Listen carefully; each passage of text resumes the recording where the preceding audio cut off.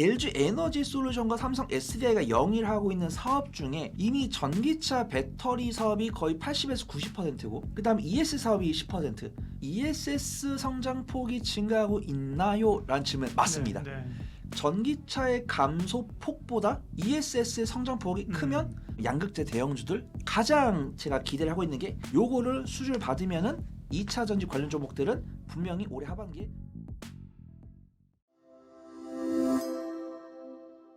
네, 이민수의 경제토크 네모경제 손여로 본부장이 함께합니다. 2차 전지 이야기도 빼놓지 않고 하겠습니다. 일단은 자동차 기업들 실적 발표했잖아요. 현대차도 그렇고 그렇죠. 전체적으로 실적이 별로 좋지 않습니다. 사실 전기차가 막 팔리고 있는 건 아니죠 지금 그러니까. 네.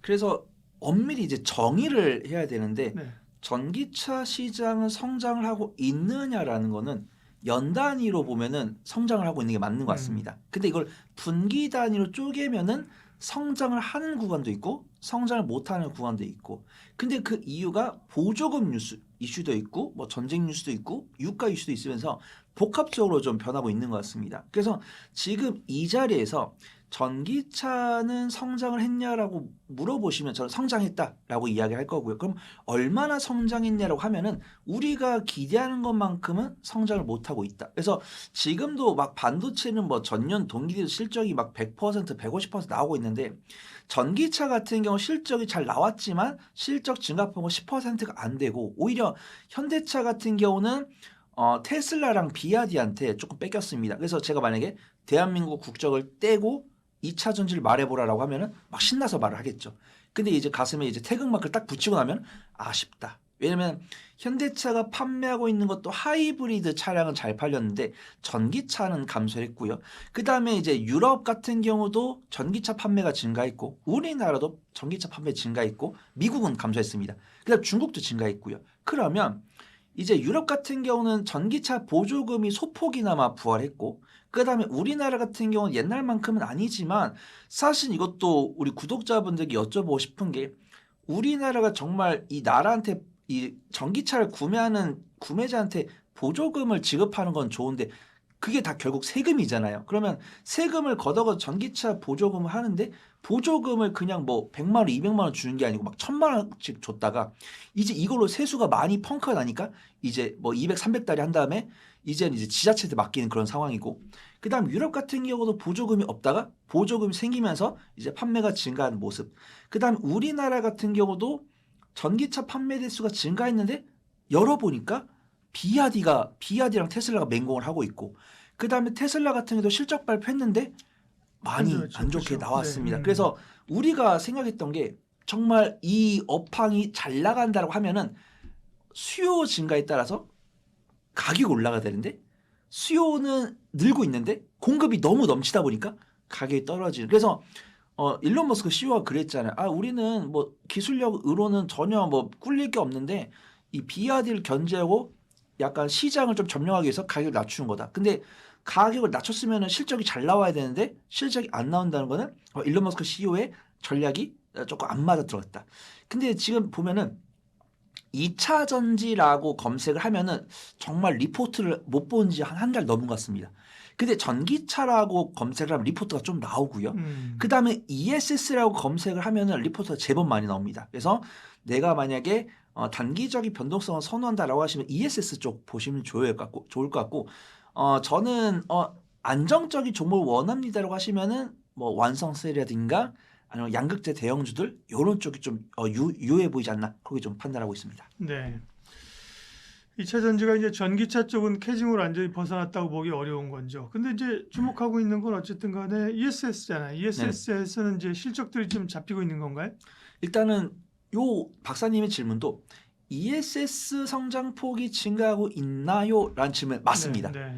그럼 전기차는 감소하고 있단 말이죠. 그러면은 전기차의 감소폭보다 ESS의 성장폭이 크면 실적이 잘 나와야 되는데 안 나오는 거는 ESS의 성장폭보다 전기차의 악화폭이 더 크다라는 겁니다. 그래서 저는 댓글 달면서 가슴이 아팠는데 제 본심이 그게 아니라는 게 뭐냐면 이 친구 뭐 2차 전지 부정적으로 보는 사람인데 뭐 긍정적으로 말하는 이런 이야기가 저는 2차 전지를 정말 좋아하거든요.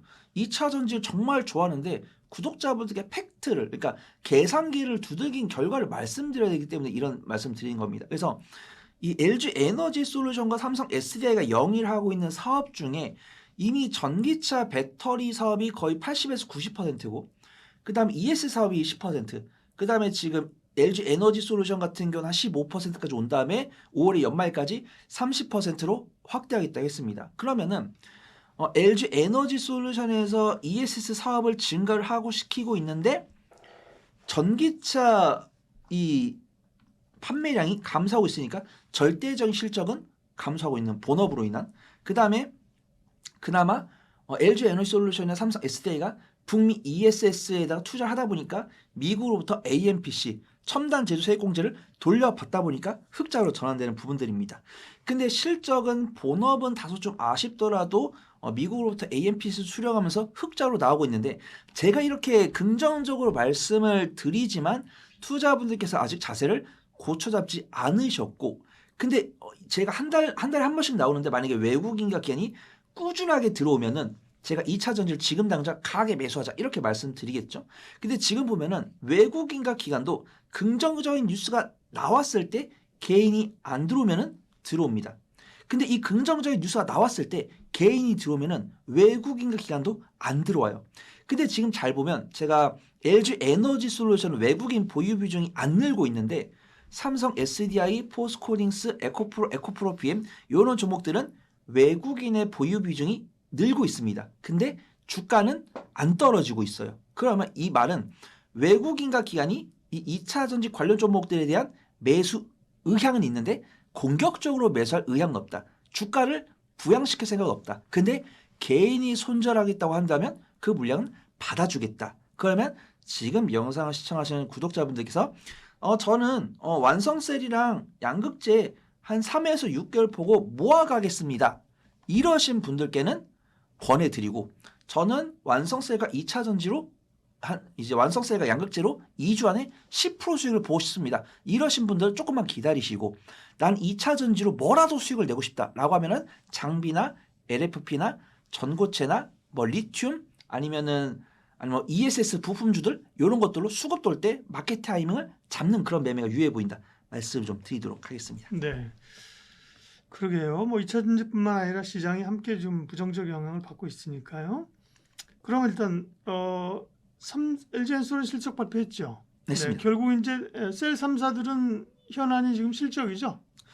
일단 LG 에너지 솔루션 같은 경우 삼성전자랑 같이 빠르게 이제 잠정 실적 발표하고 아마 이제 삼성 SDI랑 SK온도 이제 이번 주에 실적 발표할 건데 일단 둘 다 전년 동기 대비해서 적자폭을 감소할 것으로 판단됩니다. 근데 SK온 같은 경우는 삼성 SDI보다 좀 뒤늦게 북미 ESS에 투자를 하다 보니까 AMPC를 수령을 하고도 적자는 기록할 것으로 전망이 돼요. 근데 이제 적자는 기록을 하지만 전년 동기 대비해서 적자폭 감소한다. 그 다음에 삼성 SDI 같은 경우는 본업으로 인해서는 적자를 기록을 하겠지만 전년 동기 대비해서는 적자폭을 줄이는 상황. 근데 LG 엔솔과 마찬가지로 삼성 SDI도 미국으로부터 AMPC를 수령을 하다 보니까 흑자로 전환될 가능성이 높다라고 판단을 하고 있고요. 저는 일단 약간 십시일반이라는 이런 단어가 생각납니다. 물론 저는 우리 구독자분들께 예를 들어서 뭐 삼성 SDI가 뭐 벤츠랑 LFP 배터리 공급 계약 체결했다고 했을 때 그때도 제가 뭐 8조를 4년으로 나누면 연간 2조다. 근데 삼성 SDI는 연간 매출이 20조니까 조금 부족하다. 그 다음에 뭐 LG 에너지 솔루션이 뭐 북미 전력 발전 기업가 뭐 16기가와트시 공급기 했을 때 뭐 16기가와트시를 뭐 4조로 이제 1기가와트시당 매출이 4조니까 곱하면 64조니까 이걸 또 뭐 6년으로 나누면은 뭐 매출 10조다. 근데 LG 에너지 솔루션이 연간 매출이 25조니까 조금 연간을 따졌을 때 부족하다. 이런 식으로 저는 팩트만 말씀드리거든요. 근데 이런 것도 차근차근 모아서 가는 게 지금 국내에서도 계속 정부에서 ESS 수주를 주고 있고요. 지금 4기와트시 2번, 8기와트시. 그다음 이번에 올해 하반기에는 1기와트시 정부 중앙에서 진행을 하는 계약 이제 ESS 수주를 줄 것이고 가장 제가 기대를 하고 있는 게 SK 그룹에서 5기가와트시짜리 ESS 데이터 센터를 전국에 5군데 짓는다고 했으니까 요거를 수주를 받으면은 2차 전지 관련 종목들은 분명히 올해 하반기에 실적 퍼포먼스가 나올 거다. 근데 지금 저는 이제 퍼가 80이 넘어가면 구독자분들께 강하게 못 권해드리기 때문에 나는 80이 넘어도 내가 알아서 매매 잘하겠다 이러신 분들은 뭐 LG 엔솔이나 포스코 퓨처엠 아니면 뭐 이런 종목들 뭐 에코프로 BM 이런 종목들 권해드릴 수 있는데 저는 그래도 퍼가 80이 안 되는 종목이 좋아 보입니다라고 했을 때는 뭐 포스코홀딩스나 뭐 삼성 SDI 이런 종목들 권해드릴 수 있을 거다 말씀을 드리도록 하겠습니다.